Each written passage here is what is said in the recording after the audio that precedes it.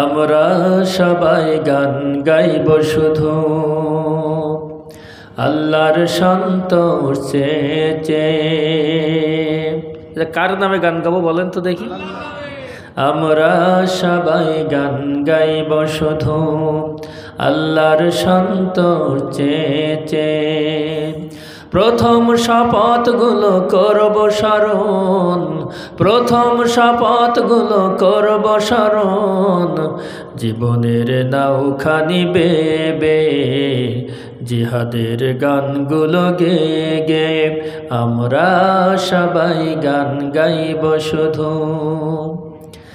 আমাদের সুর জানি কোরআনের সুর, সুরের ভুবনে সেজে আরো মধুর। আমাদের সুর জানি কোরআনের সুর, সুরের ভুবনে সেজে আরো মধুর। ইমানের দাবি তাই করব পূরণ, ইমানের দাবি তাই করব পূরণ, জিহাদের গানগুলো গে গে জীবনের নৌকা নিবে আমরা সবাই গান গাইব শুধু আল্লাহর সন্তোষ চেয়ে। প্রথম শপথগুলো করব স্মরণ, প্রথম শপথগুলো করব স্মরণ, জীবনের নৌকা নিবে জিহাদের গানগুলো গে গে। ঠিক কিনা বলেন? সম্মানিত ভাইরা আমার, আজকের যে তাফসীরুল কোরআন মাহফিলগুলো বাংলাদেশে হচ্ছে, সেখানে কি কোনো আর অনুমতির প্রয়োজন হচ্ছে? সম্মানিত ভাইরা আমার, অনুমতির কিসের প্রয়োজন? এই যে ৫-৬ মাস ধরে মাহফিল হচ্ছে, তারা আর নাই, কিন্তু আমরা কি কোনো মাহফিলে কোনো বক্তা এমন কোনো কথা বলেছে তা নিয়ে বিশাল সংঘর্ষ হয়েছে, এমন কি কোনো ঘটনা ঘটেছে? সম্মানিত ভাইরা আমার, এই বাংলাদেশ শাহজালাল শাহ মাকদুম শাহ পরাণের বাংলাদেশ, এই বাংলাদেশ লক্ষ লক্ষ মসজিদ মাদ্রাসার বাংলাদেশ, এই বাংলাদেশ দ্বিতীয় বৃহত্তম একটি মুসলিম রাষ্ট্র, যে দেশের মুসলমানেরা ঈশার আজান শুনে ঘুমিয়ে যায়, আবার ফজরের আজান শুনে জাগ্রত হয়।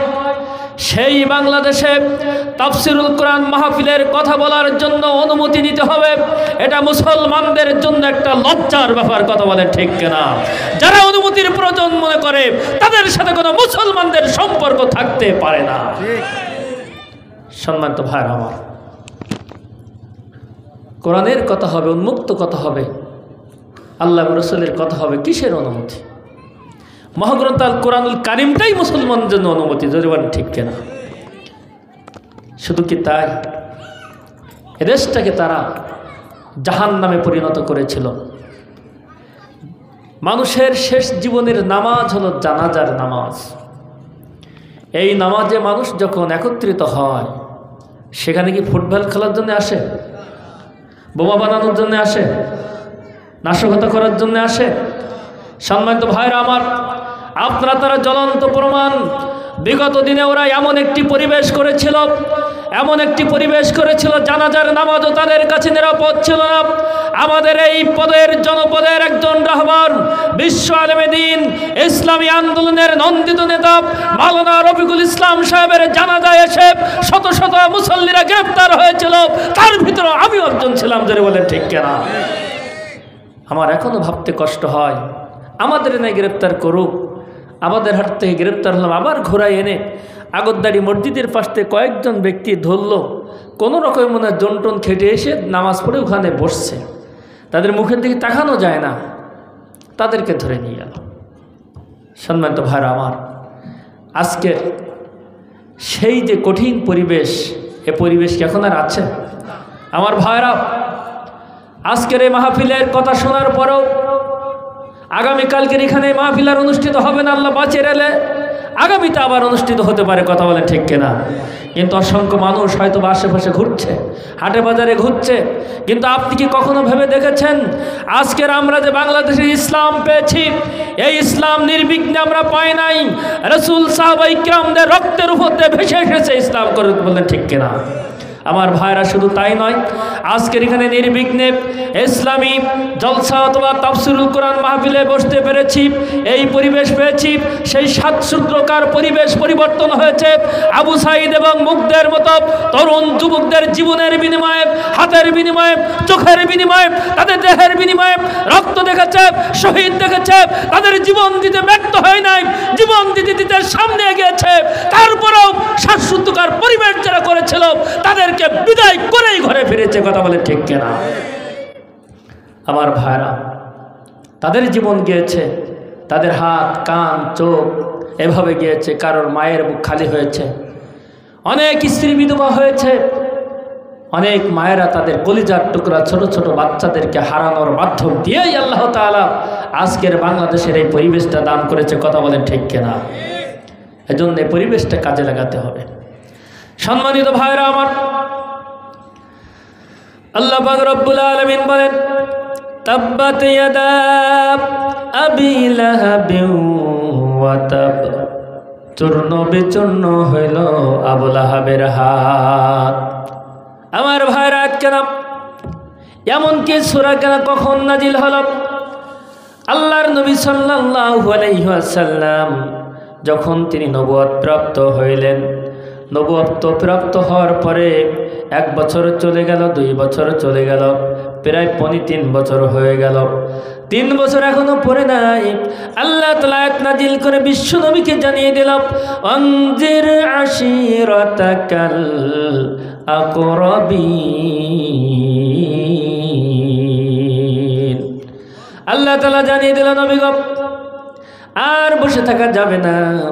1 বছর নয়, 2 বছর নয়, প্রায় 3 বছর নবুয়ত প্রাপ্ত হয়েছ। এই নবুয়তের দায়িত্ব এখন থেকে আগে তোমার নিকট আত্মীয় যারা রয়েছে তাদের কাছে দাওয়াতের মাধ্যম দিয়ে নবুয়তের জীবন শুরু করে দাও। আল্লাহর নবী সাল্লাল্লাহু আলাইহি ওয়াসাল্লাম যখন আয়াত নাজিল হলো বিশ্ব নবীর উপরে, আল্লাহর নবী ফজরের নামাজ আদায় করলেন।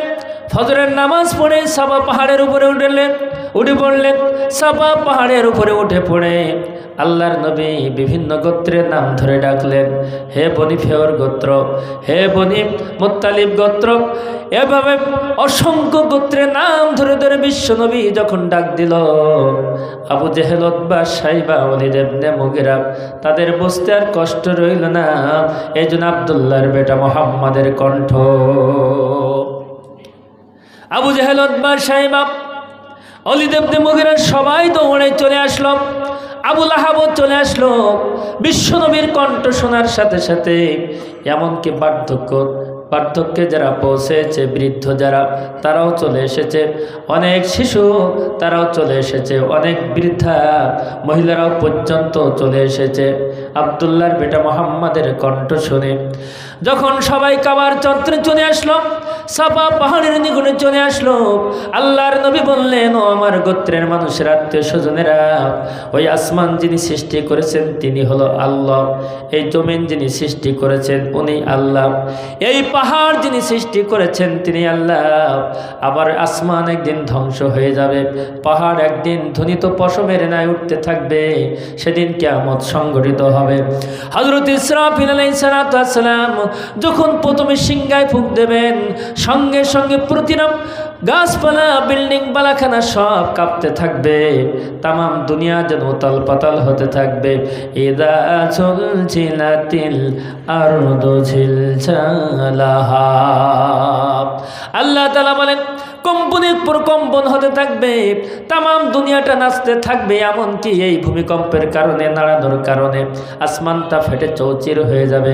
আসমানটা যেন কাঁচের গ্লাসের মতো আছাড় খেয়ে পড়বে। কাঁচের গ্লাস যেমন ফেলিয়ে দিলে, আছাড় মারলে গ্লাসটার কাঁচ যেন চৌচির হয়ে ভেঙে পড়ে, অনুরূপভাবে আসমানটা ভেঙে পড়বে, আসমানটা চৌচির হয়ে পড়বে, চৌচির হয়ে পড়বে। এমন একটি মুহূর্তে যখন কিয়ামত সংঘটিত হবে, আল্লাহর নবী বললেন, আল্লাহ তাআলা হযরত ইসরাফিল আলাইহিস সালাতু ওয়াসসালামকে ঘোষণা করবেন, আবার বলবেন যে ইসরাফিল দ্বিতীয় ফুঁক দাও। যখন দ্বিতীয় ফুঁক দেবে তখন সমস্ত মানুষ, জীবজন্তু, গাছপালা সব মৃত্যুবরণ করবে।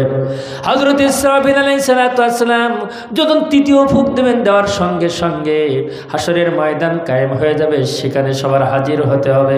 আল্লাহর নবী বললেন, ও আমার গোত্রের মানুষেরা, সেই দিন আপনাকে, আমাকে, আমাদের সবাইকে প্রত্যেকটা মুহূর্তের হিসাব দিতে হবে যে আল্লাহর গোলামি করেছিলাম না শয়তানের গোলামি করেছিলাম। অতএব আপনারা কিন্তু শয়তানের গোলামিতে রয়েছেন। আল্লাহর গোলামি করার জন্য আমি আপনাদেরকে আহ্বান করছি, আপনারা ওই রবের প্রতি ঈমান আনুন। আল্লাহ তাআলার প্রতি ঈমান আনার কথা যখন বললেন, কালেমার দাওয়াত যখন দিলেন, আবু জেহেল, উতবা, শাইবা, ওয়ালিদ ইবনে মুগীরা কিছুই বললেন না, চুপ করে চলে গেলেন, কোনো প্রতিবাদ করলেন না। কিন্তু একজন দাঁড়িয়ে গেল, আবুল আহাব, হাতে একটা পাথর নিল। পাথর নিয়ে বিশ্বনবী সাল্লাল্লাহু আলাইহি সাল্লামের দিকে লক্ষ্য করে বলল, তাব্বা লাকা ইয়া মুহাম্মদ, এই পাথর দিয়ে তোমার মাথাটা চূর্ণ বিচূর্ণ করে দেব, তোমার শরীরটা চূর্ণ বিচূর্ণ করে দেব, তোমার চেহারাটা চূর্ণ বিচূর্ণ করে দেব। তুমি কেন তোমার এই রবের প্রতি আমাদের আহ্বান করার জন্য ডাকলে? কেন তুমি ডাকলে? কেন তুমি ডাকলে? এই ডাকার স্বাদ তোমার ভালো করে দেব। কে দাঁড়িয়ে গেল? আবুল আহাব। আবুল আহাব বিশ্বনবীর কি হয়? কোন চাচা? সম্ভবত ছোট চাচা। আবু জেহেল, আমরা জানি বিশ্বনবীকে সবচাইতে কষ্ট দিয়েছে কে? আবু জেহেল। কিন্তু না, সবচাইতে কষ্ট দিয়েছে আবুল আহাব। সবচাইতে কষ্ট দিয়েছে আবুল আহাব। আবু জেহেল তো তার চাচাতো চাচা, তার বিরোধিতা করাটাই স্বাভাবিক, কিন্তু নিজের চাচা আবুল আহাব কিভাবে এভাবে বিরোধিতা করতে পারে? এটা কাঙ্ক্ষিত নয়। সম্মানিত ভাইরা আমার, বিশ্বনবী কোনো প্রতিবাদ করলেন না, হাঁটি হাঁটি পা পা করে আরাফার ময়দানে চলে গেল। হাজার হাজার লক্ষ লক্ষ যখন হাজিউল হারামাইনটা হজ করতে এসেছে, বিশ্বনবী সেখানে যে যখন দাওয়াত দিতে শুরু করল, হাজার হাজার মানুষ সেখানে একত্রিত হয়ে গেল। আবুল আহাবও চলে গেল। আবুল আহাব যাওয়ার পরে তাদেরকে লক্ষ্য করে বললেন, আগত জনতা, আমার ভাইপো মুহাম্মদ রাসূলুল্লাহ সাল্লাল্লাহু আলাইহি ওয়াসাল্লাম তোমাদেরকে আহ্বান করেছে, আর তোমরা একত্রিত হয়েছ। আমার ভাইপো মুহাম্মদ তো একজন ধর্ম ব্যবসায়ী, উনি তো গণক,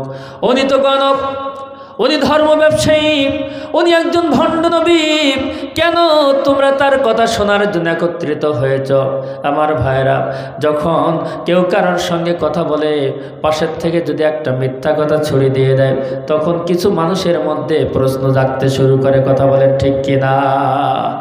এত সুন্দর করে কথা বলছে, এত সুন্দর চেহারা, এত সুন্দর নম্র ভদ্র ব্যবহার, আবার আবুল আহাব এসে কি বলছে? মানুষের মনে দাগ কাটতে শুরু করলাম। বিশ্বনবী সাল্লাল্লাহু আলাইহি সাল্লাম কত কষ্ট পেতেছে। এমন সময় আল্লাহ রাব্বুল আলামিন বিশ্বনবীকে সান্ত্বনা দিয়ে বললেন, তাব্বাত ইয়াদা আবি লাহাবিন ওয়া তাব। চূর্ণ বিচূর্ণ হয়ে গেল আবুল আহাবের হাত, চূর্ণ বিচূর্ণ হয়ে গেল আবুল আহাবের হাত। জোরে বলেন সুবহানাল্লাহ। আমার ভাইরা, আসলে কি আবুল আহাবের হাত ভেঙে গিয়েছিল? আবুল আহাবের হাত ভেঙেছিল? শরীরের কোনো অঙ্গ প্রত্যঙ্গ ভেঙেছিল? শরীরের কোনো আঘাত লেগেছিল? না। আবুল আহাব যে ফন্দি ফিকির করেছিল, বিশ্বনবীর উপরে যে পায়তারা করেছিল, যে কৌশল করেছিল, যে ষড়যন্ত্র করেছিল, আল্লাহ পাক রব্বুল আলামিন বিশ্বনবীকে সান্ত্বনা দিলেন, হে নবী, তার হাত চূর্ণ বিচূর্ণ হয়ে গেল, অর্থাৎ তার সমস্ত ষড়যন্ত্র আমি চূর্ণ বিচূর্ণ করে দিয়েছি এবং দেবো। জোরে বলেন সুবহানাল্লাহ।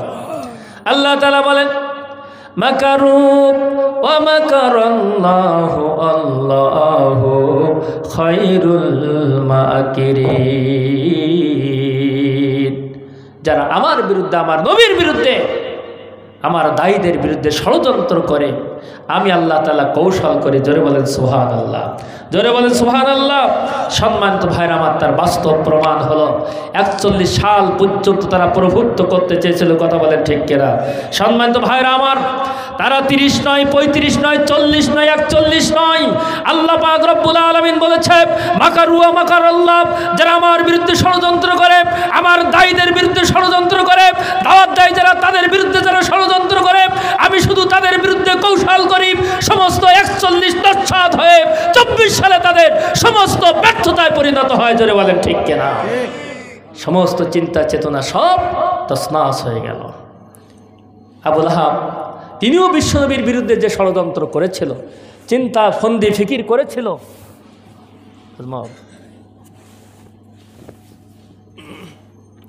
সবই কি করল? তছনছ হয়ে গেল। কিভাবে হলো? সম্মানিত ভাইরা আমার, আল্লাহ পাক রব্বুল আলামিন বলেন, আচ্ছা এখানে আবু লাহাবের হাত কয় হাতের কথা বলা হয়েছে বলেন তো দেখি? 1 হাত না 2 হাত? 2 হাত। এদা দ্বিবচন ব্যবহার করা হয়েছে। আমার ভাইরা, আল্লাহ পাক রব্বুল আলামিন 1 হাতের কথা বলতে পারতেন, কিন্তু না, 1 হাতের কথা বলে নাই, এখানে 2 হাতের কথা বলা হয়েছে। তাব্বাত ইয়াদা দ্বিবচন ব্যবহার করা হয়েছে, 2টা হাতের কথা বলা হয়েছে। তার প্রেক্ষাপট হলো, আল্লাহর নবীকে যখন পাথর মারতে চেয়েছিল, ডান হাত দিয়ে পাথর মারতে চেয়েছিল আর বাম হাতটা নড়ে চড়ে উঠেছিল। আপনি যখন দৌড় মারবেন 1 হাত বন্ধ করে কিন্তু দৌড় মারতে পারেন না। কথা বলেন ঠিক কিনা? 2 হাত কিন্তু নাড়াতে হয়, অথবা কাউকে মারতে গেলে বাম হাতের শক্তিও লাগে, লাগে কি না?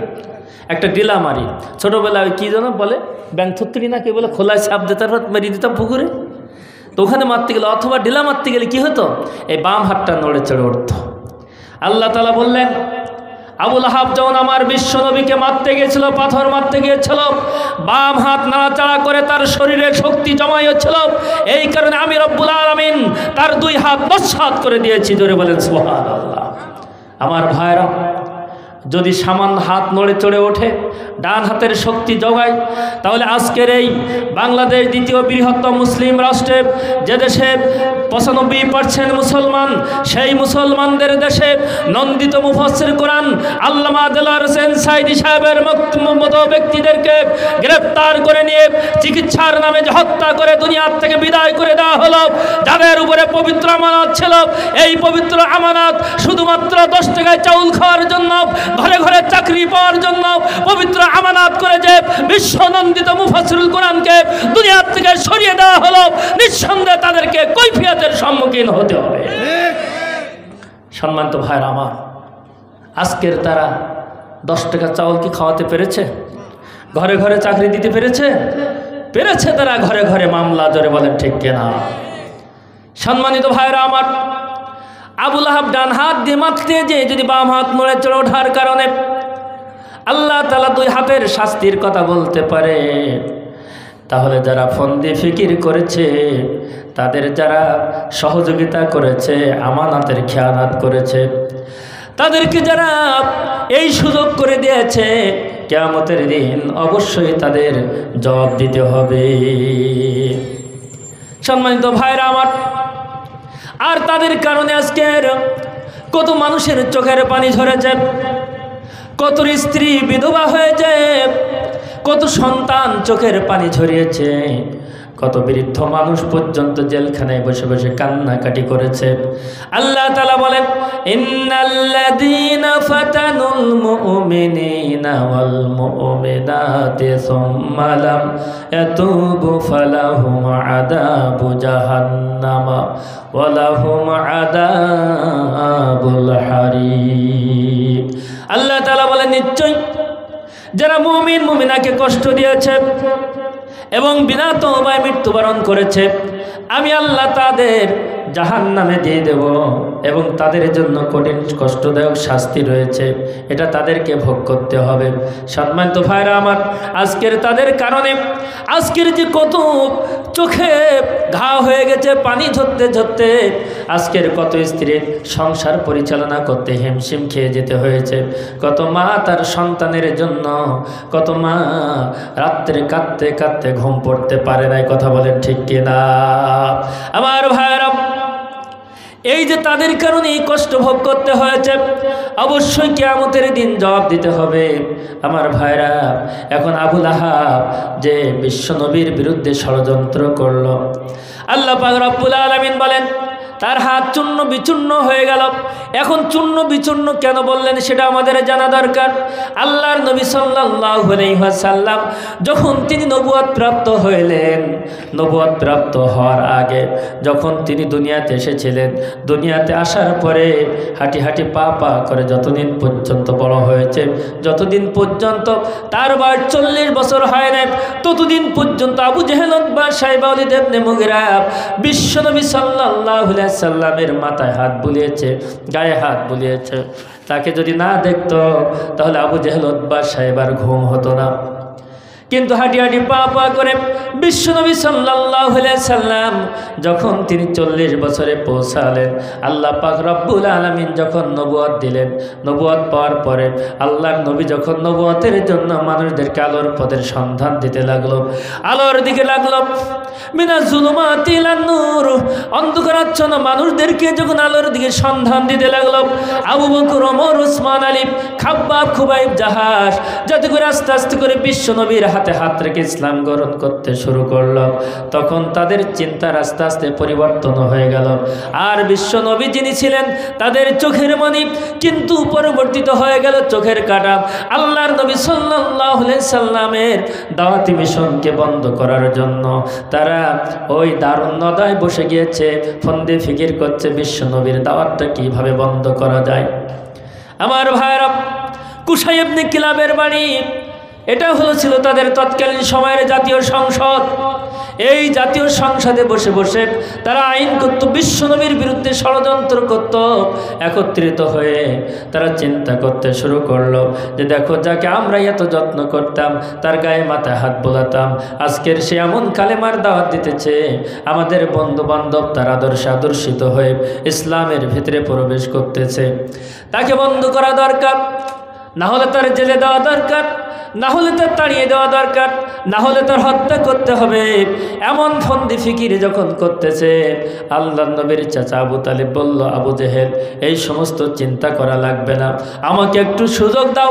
আমার ভাইপো মোহাম্মদ, আমি তো তাকে মানুষ করেছি ঘাড়ে করে কোলে করে, আমি যদি তার দাওয়াতটা বন্ধ করে দিতে পারি তাহলে তোমাদের এই চিন্তা করা লাগবে না, আইন করা লাগবে না।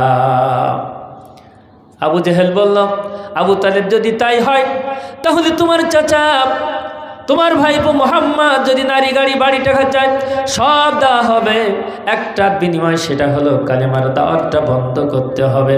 আল্লাহর নবীর চাচা আবু তালেব যে বলল, ভাইপো মোহাম্মদ, তোমার কাছে একটা দাবি নিয়ে এসেছি, তুমি দাবিটা পূর্ণ করবে কিনা? আল্লাহর নবী বললেন, চাচা জি, কি দাবি? অবশ্যই পূর্ণ করতে পারবো, যদি আমার ইমানের সাথে সাংঘর্ষিক না হয়, অবশ্যই পূর্ণ করব। আবু তালেব বলল, চাচা জি, ভাইপো মোহাম্মদ, আমার দাবি হলো তুমি যে কালেমার দাওয়াতটা দাও, এই কালেমার দাওয়াতটা বন্ধ করতে হবে। যদি কালেমার দাওয়াতটা বন্ধ করো তাহলে তুমি নারী গাড়ি বাড়ি টাকা যা চাও সব তোমাকে দেওয়া হবে, কালেমার দাওয়াতটা বন্ধ করতে হবে। আল্লাহর নবী বললেন, চাচাজি, এগুলো তো দেওয়া আপনার জন্য সম্ভব, আপনাদের জন্য সম্ভব। আকাশের চারটা দেওয়া যদি আপনাদের জন্য সহজও হয়, যদি অসম্ভব, সূর্যটা যদি আমার বাম হাতে দেন এবং সূর্যটা চারটা যদি আমার ডান হাতে তুলে বলেন, 1 মিনিটের জন্য কালেমার দাওয়াত বন্ধ করতে হবে, আমি মোহাম্মদ 1 সেকেন্ডের জন্য কালেমার দাওয়াত বন্ধ করব না। জোরে বলেন সুবহানাল্লাহ। আমার ভাইরা, এই কথা যখন বললেন, তারা নতুন করে আবার সিদ্ধান্ত দিল না, আল্লাহর নবী মুহাম্মদের দাওয়াতকে বন্ধ করে দিতে হবে। কিভাবে বন্ধ করা যায়? এক পর্যায়ে তারা সিদ্ধান্ত নিল, বদরের প্রান্তরে যুদ্ধে লিপ্ত হবে। যুদ্ধে লিপ্ত হয়ে তখন মুসলমানদের সংখ্যা খুবই কম ছিল। তারা চিন্তা করলো, যদি আমরা যুদ্ধে যাই মুসলমানদের সঙ্গে, তাদের সংখ্যা কম, আল্লাহর নবী সহ মুসলমানদের চিরতরে দুনিয়ার থেকে বিদায় করে দেওয়া যাবে। সম্মানিত ভাইরা আমার, একটু জিকির করেন, লা ইলাহা ইল্লাল্লাহ। এই গরম পানি নেই, ফ্লাক্স রাখলে ভালো হয়।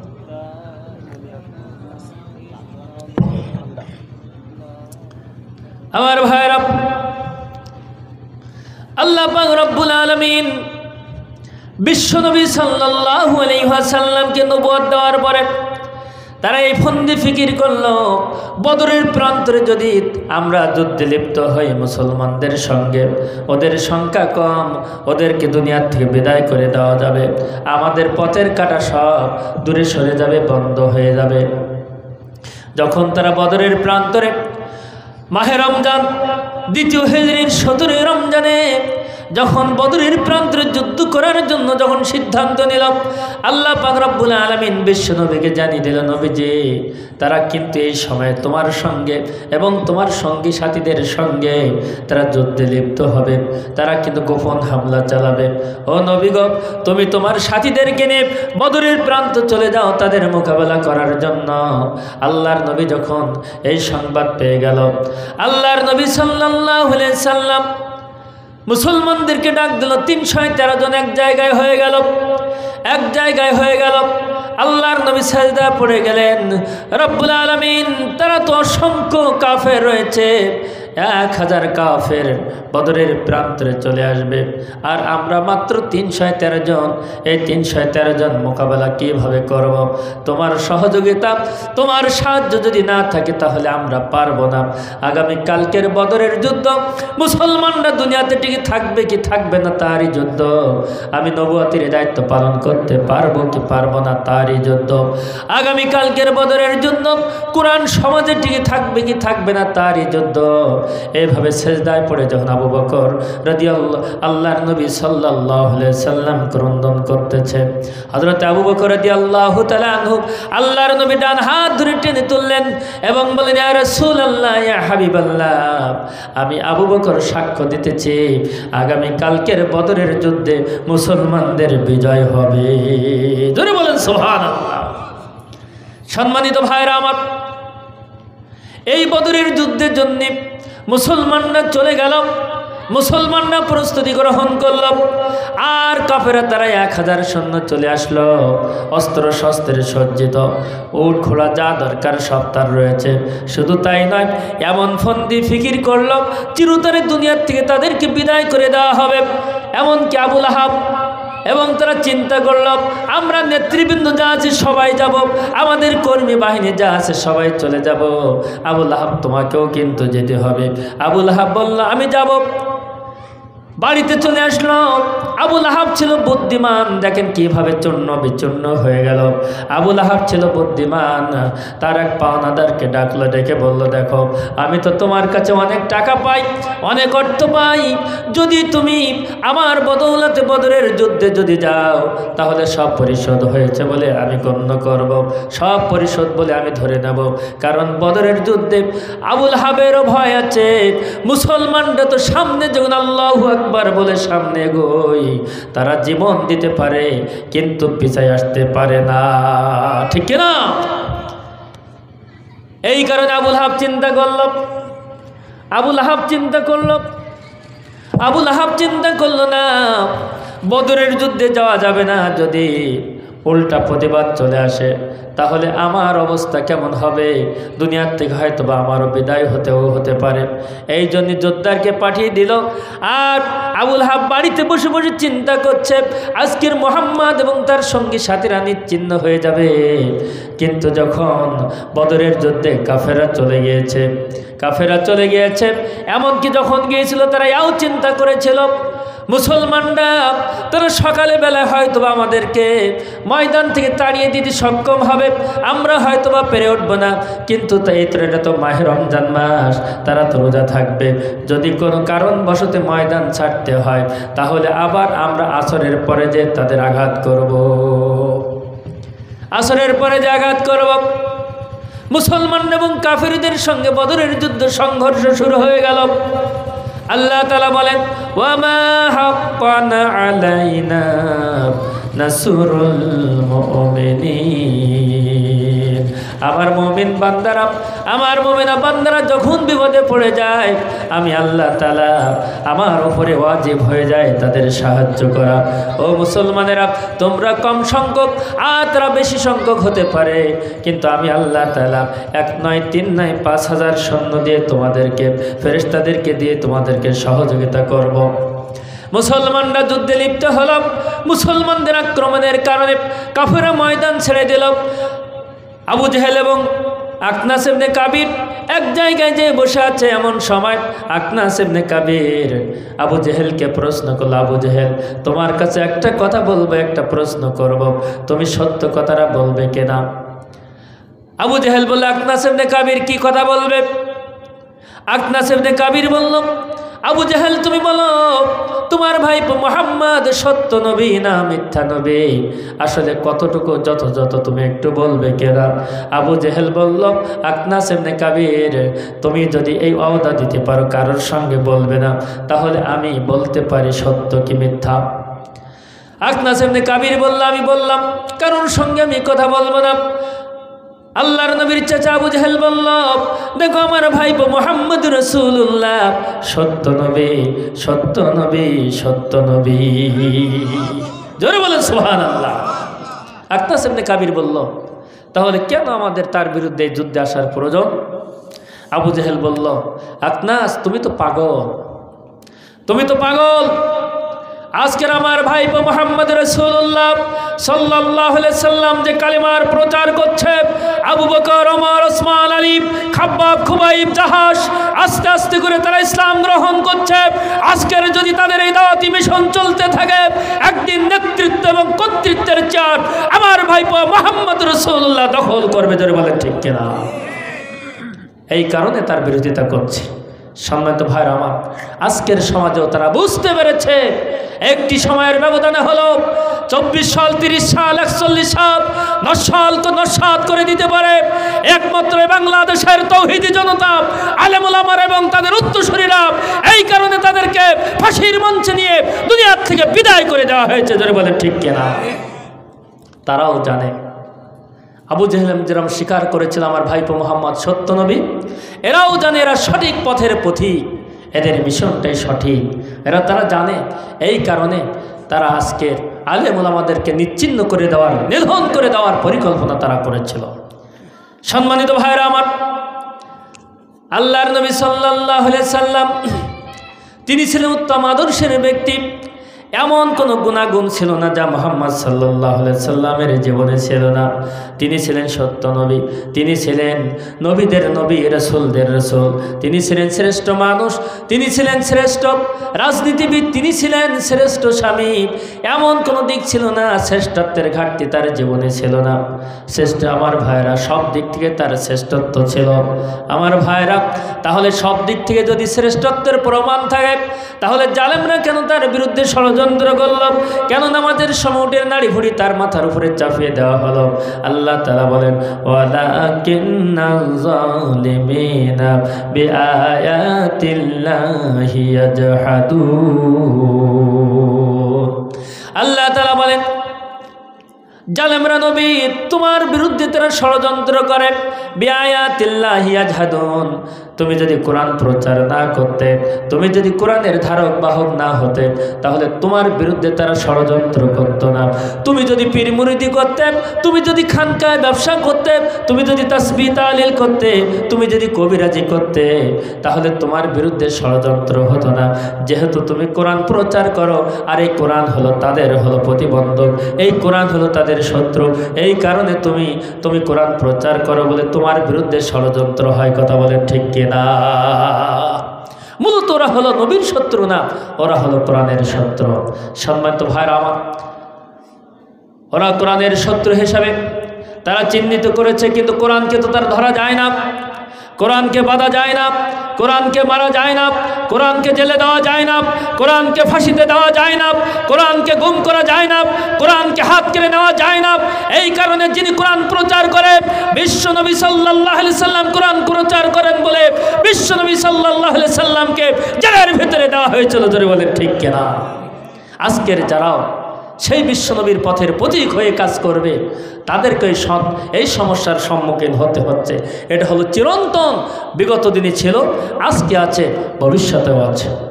আল্লাহ তাআলা বলেন, হাসিবান নাসু আয়াতরাকু আয়াকুলু আমান্না ওয়া হুম লা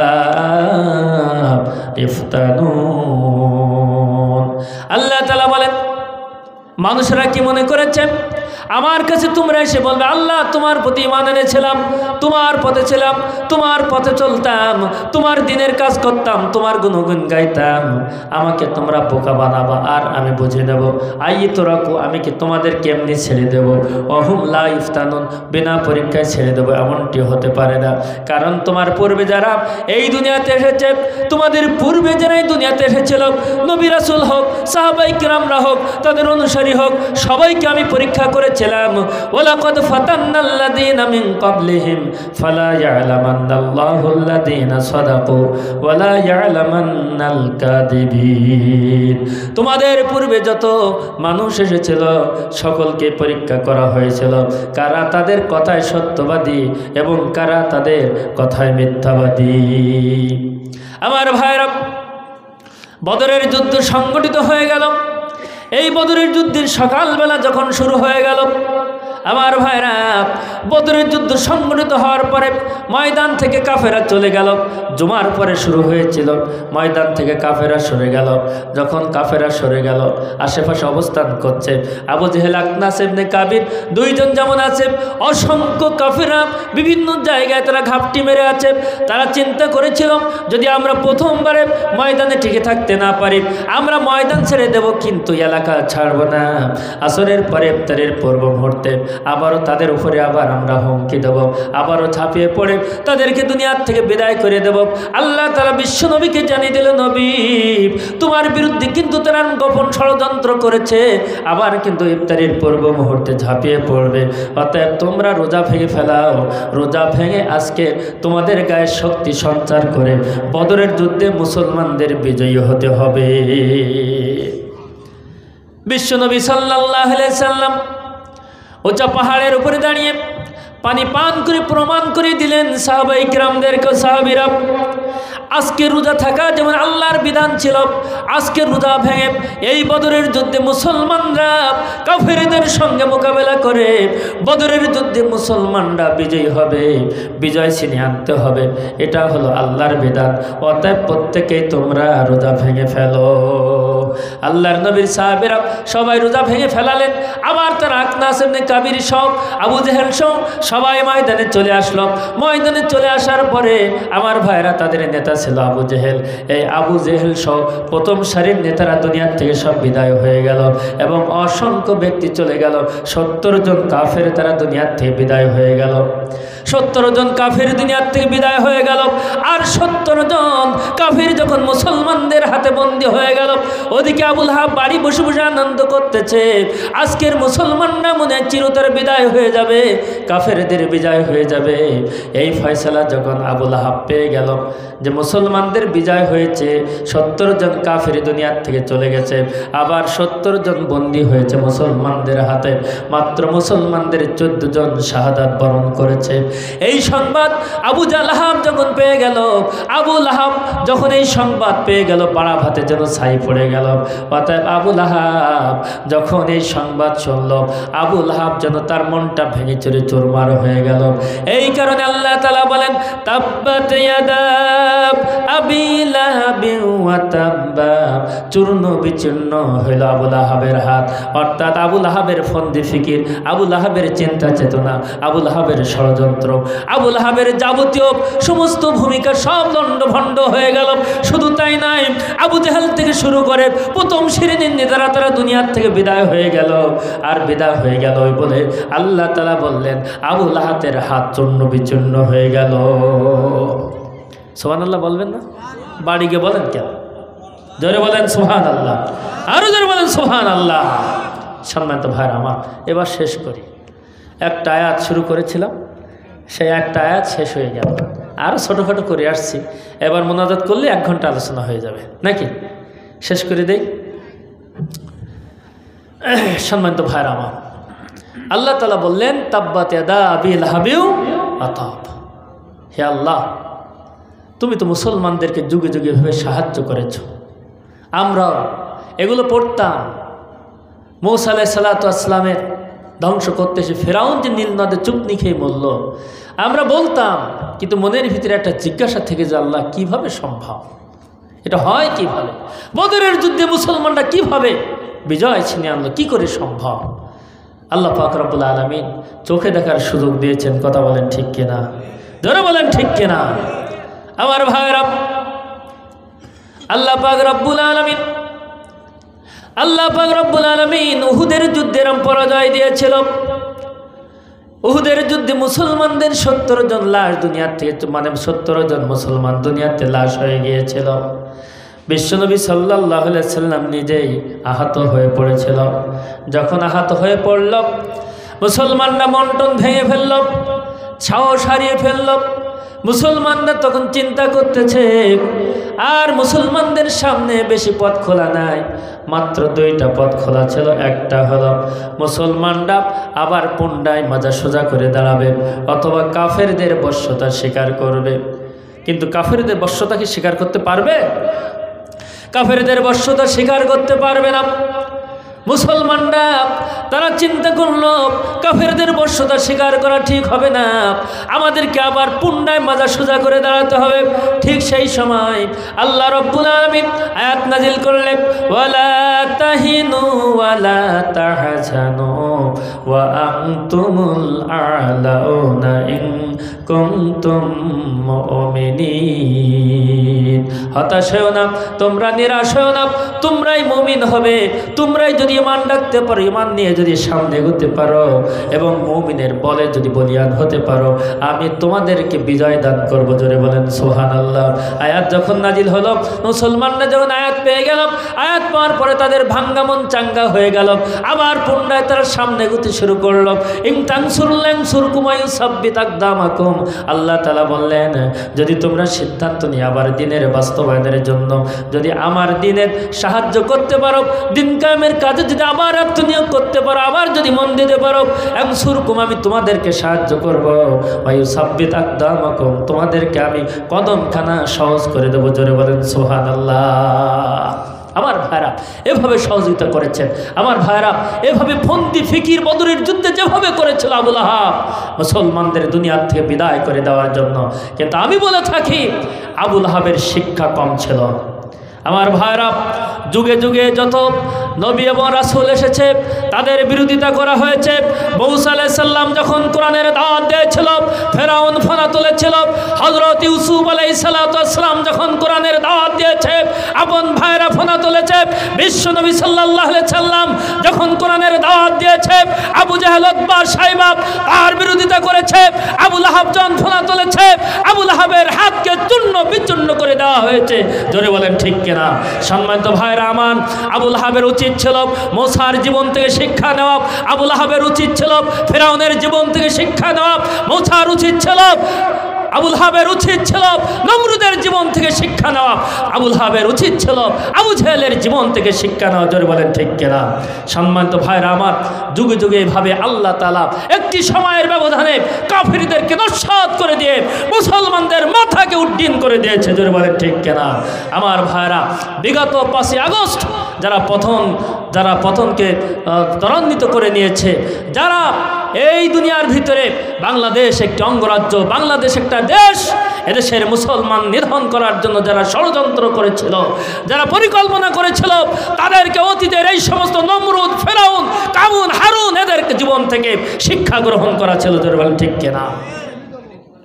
এদের জীবন থেকে শিক্ষা যদি তারা নিত, তাহলে আজকের এভাবে পরাজয় তাদের হতো না। শুধু তাই নয়, আল্লাহ রাব্বুল আলামিন পরে বলেন, মা আগনা আনহু মালহু আমা কাসাব, তার সহায় সম্পদ সব ধ্বংস হয়ে গেল। কিভাবে? এই যে অসুস্থ হয়ে পড়ল, একটা মানুষ যখন অসুস্থ হয়ে, দোয়া করবো 2-1 মিনিটের, 2-5 মিনিটের ভেতরে একটা উদাহরণ দিয়ে আমি দোয়া করব। আমার ভাইরা, আবু লাহাবের বড় একটা মন ছিল না? বড় একটা মন ছিল, কিন্তু মনটা ভেঙে তছনছ হয়ে গেল। মা আগনা আনহু মালহু আমা কাসাব, তার মন ভেঙে গেল, তার শরীর ভেঙে গেল, শরীর তছনছ হয়ে গেল, তার সম্পদ সব ধ্বংস হয়ে গেল। আমার ভাইরা, সেটা কি? তিনি যে চিন্তা করেছিলেন, সেই চিন্তা তো পরিবর্তন হয়ে গেল, চিন্তায় বালি পড়ে গেল। মুসলমানদের বিজয় হলো, কাফিরদের পরাজয় বরণ করতে হলো, আর অসুস্থ হয়ে পড়ে গেল। একটা মানুষ মনে করেন খুব স্বাস্থ্য, তার খুব স্বাস্থ্য, ডাক্তারের কাছে গিয়েছে। ডাক্তার সাহেব দেখেন তো, আমার প্রচুর স্বাস্থ্য আছে, প্রচুর শরীর স্বাস্থ্য বেড়ে যাচ্ছে, আমার ঔষধ কী? আচ্ছা বলেন তো দেখুন, শরীর স্বাস্থ্য যখন বেড়ে যায় ঔষধ কিন্তু খুব বেশি নেই। শরীর স্বাস্থ্য আল্লাহর দান কিন্তু এটা। আমার ভাইরা, ডাক্তার সাহেব বলল কী বা ঔষধ দেব? তোমার ঔষধ দেওয়ার দরকার নেই, তোমার যে রোগ হয়েছে তুমি তো আর বেশি দিন বাঁচো, সর্বোচ্চ 1 মাস বাঁচবা। সর্বোচ্চ কত? 1 মাস বাঁচবা, তার বিষয়ে তোমার যা মন চায় তাই খাও। আচ্ছা বলেন তো দেখি, এই কথা যদি আপনার আমার আল্লাহ না করুক যদি কেউ বলে, ডাক্তার যদি বলে, আমাদের খাওয়া থাকবে? থাকবে না। ও আর খাওয়া দাওয়া সব শেষ। খাওয়া দাওয়া যদি বাদ দেয়, রোগ ব্যাধি সব তো খাওয়া দাওয়ার কারণে। খাওয়া দাওয়া যদি বাদ দেয় তাহলে শরীর স্বাস্থ্য থাকবেও না। 1 মাস পরে গেল, ডাক্তার সাহেব বলেন তো দেখি, আপনি তো এই বলেছিলেন আমি তো বেঁচেই আছি, আর কতদিন বাঁচব? বলছে আপনি যতদিন পারেন ততদিন তো বাঁচবেন, মূলত আপনার তো কোনো রোগ না, আপনার কোনো রোগ না, বড় রোগ আমি আপনাকে ঢুকিয়ে দিয়েছিলাম, চিন্তার রোগ। চিন্তা রোগের উপরে রোগ কারণ না। চিন্তা যদি থাকে তাহলে কোথাও যে ভালো লাগে না। আবু লাহাবের জীবনে চিন্তা ঢুকেছে, ওর শরীর আর বাঁচে না। আমার ভাইয়েরা, আবু লাহাবের শরীরে চিন্তা ঢুকে গেল, পায়ের তলে, গায়ের তলে, হাতের তলে এভাবে ফুসকা উঠল। আজকের 1 ঘন্টা আগে ফুসকা উঠেছে, 1 ঘন্টা পরে বড় বড় হয়ে গেল। দিন চলে গেল, আরো বড় হয়ে গেল। দিন চলে আবার ফিরে দিন চলে আসলো, ফুসকাগুলো পেকে গেল। ফিরে দিন চলে আসলো, ফুসকাগুলো ঘা হয়ে গেল। সম্মানিত ভাইরা আমার, এত পরিমাণে ঘা হয়ে গেল, তার গায়ে কুষ্ঠরোগী হয়ে গেল, এত পরিমাণে গন্ধ হয়ে গেল। তার পাশে তার স্ত্রীও সরে গেল, তার সন্তানরা সরে গেছে। অলরেডি তার সন্তানরা কিছু কিছু সন্তান ইসলাম কবুল করেছে। আমার ভাইরা, তাহলে সন্তানরা চলে গেল, স্ত্রী চলে গেল, কুষ্ঠরোগ হওয়ার কারণে গ্রামবাসীও তার পাশে আসে না। মাত্র 1 সপ্তাহের ব্যবধানে আবু লাহাব দুনিয়ার থেকে বিদায় হয়ে গেল। যখন মৃত্যুবরণ করল তখন তার পাশে আর কেউ যায় না। যখন মৃত্যুবরণ করল, তাকে ধোয়ানোর জন্য, তাকে দাফনের জন্য, মাটি দেওয়ার জন্য কেউ গেল না। এত পরিমাণে দুর্গন্ধ ছুটতে লাগলো। এলাকাবাসী তার স্ত্রীকে বলল, তার ছেলে মেয়েদেরকে বলল, তারা বলল না না না, যার যে ব্যক্তি আল্লাহর নবীর বিরোধিতা করতে পারে, ইসলামের বিরোধিতা করতে পারে, তার গায়ে আমরা হাত দেব না। ছেলে মেয়ে ইসলাম কবুল করেছে, স্ত্রী সরে গিয়েছে, ওর গায়ে হাত দেব না। আমার ভাইরা, তার গায়ে এত পরিমাণে ঘা, গন্ধ এবং কুষ্ঠরোগ, দুর্গন্ধ ছুটতে লাগলো, কেউ হাত দিল না। আমার ভাইরা, এই যে করোনা ভাইরাস হয়েছিল না কিছু আগে, আমার এই যে করোনা ভাইরাস, এই করোনা ভাইরাস ওই আবু লাহাবের থেকে শুরু হয়েছে। কথা বলেন ঠিক কিনা? সম্মানিত ভাইরা আমার, আবু লাহাবের করোনা ভাইরাস হতো না, কিন্তু বিশ্ব নবীর বিরুদ্ধে ষড়যন্ত্র করেছিল, আল্লাহর নবীর কোরআনের বিরুদ্ধে ষড়যন্ত্র করেছিল। আল্লাহর নবীর উপরে যে কোরআন অবতীর্ণ হয়েছিল, সেই কোরআনের উপরে ষড়যন্ত্র করার কারণে আল্লাহ পাক রব্বুল আলামিন জানিয়ে দিয়েছে, কোরআনের সাথে যারা গাদ্দারি করে, রাসূলের সাথে যারা গাদ্দারি করে, তারা পৃথিবীর রাস্তা করে নিক্ষিপ্ত হয়। জোরে বলেন ঠিক কিনা? আবু লাহাব তাই হয়েছিল, কেউ তার মাটি দিল না। এক পর্যায়ে সুইপারের কাছে যাওয়া হলো, সুইপাররা বলল, হ্যাঁ তার আমরা মাটি দিতে পারি, কিন্তু তার গায়ে কিন্তু হাত দেব না। তার গলায় ফাঁসি দিয়ে ফি জি দি হা হাবলুম মিন মাসাদ। এই মাসাদ শব্দের অর্থ এখানে বলা হয়েছে, রশির কথা বলা হয়েছে, আমি শেষ পর্যন্ত যেতে পারছি না। তার গলায় রশি দিয়ে আমরা দুনিয়ার থেকে বিদায় করে দেব। এই গলায় রশি দিয়ে গর্ত করব, আমরা তার গর্ত ফেলাবো, হাত দিতে পারবো না, বাঁশ কাঠ দিয়ে খুঁচিয়ে খুঁচিয়ে তার ওর ভিতরে কোনো রকম দিয়ে মাটি চাপা দেব। আমার ভাইরা, আবু লাহাবের তাই হলো। সম্মানিত ভাইরা আমার, আবু লাহাব ইসলামপন্থীদের ওপরে ষড়যন্ত্র কারণে তার গলায় ফাঁসি উঠল। আজকের যারা আলেম ওলামাদের উপরে ষড়যন্ত্র করেছে, আজকের যারা ইসলামী আন্দোলনের উপরে ষড়যন্ত্র করেছে, এই সমস্ত আলেম ওলামাদেরকে দুনিয়ার থেকে সরিয়ে দিয়েছে আল্লাহ পাক রব্বুল আলামিন। যেমন আবু লাহাব, উতবা, শাইবা, ওলীদ ইবনে মুগীরা এর শিক্ষা দিয়েছিল, অনুরূপভাবে আজকের বড় শিক্ষা হলো তারা আজকের এই বাংলাদেশে মানুষের সামনে তারা নাই। কথা বলেন ঠিক কিনা? আমার ভাইরা, সর্বশেষ কথা হলো, কাদের মোল্লাকে যেদিন ফাঁসি দেওয়া হলো, রাত 12টা 2টার দিকে, ঘুম আসতেছে না, চোখের পানি দিয়ে বালিশ ভিজে যাচ্ছে। হঠাৎ করে আমার মনে হলো এমপি সাহেবকে একটু ফোন দেয়, জেলামের উনি। ফোন দিলাম, দেওয়ার মনেও কান্নাকাটি করছে। ফোন দেওয়ার সাথে সাথে রিসিভ করলো। আমি একটা ওনার গুণ দেখেছি, একটা এমপির তো কম ব্যস্ততা না, ফোন দিলেই উনি রিসিভ করতে, হ্যালো ওনার ভাষাটা ঠিক এরকমটা ছিল, হ্যালো, আমার এখনও পর্যন্ত মনে হয়। ঠিক ওই ভাষায় বললেন, বলার পরে আমি বললাম, হুজুর আমি আব্দুস সবুর। বলছে কি বাপ বলো। তো তখন কি কান্নাকাটি করছে, তো উনিও কাঁদছেন।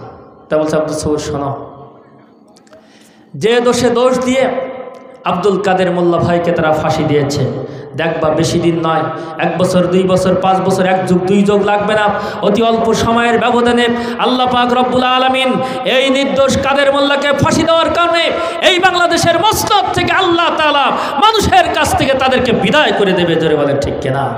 দেশেও তাই বেশি দিন লাগেনি। এজন্য আসুন আমরা সেই ইসলামের পক্ষে যেন থাকি।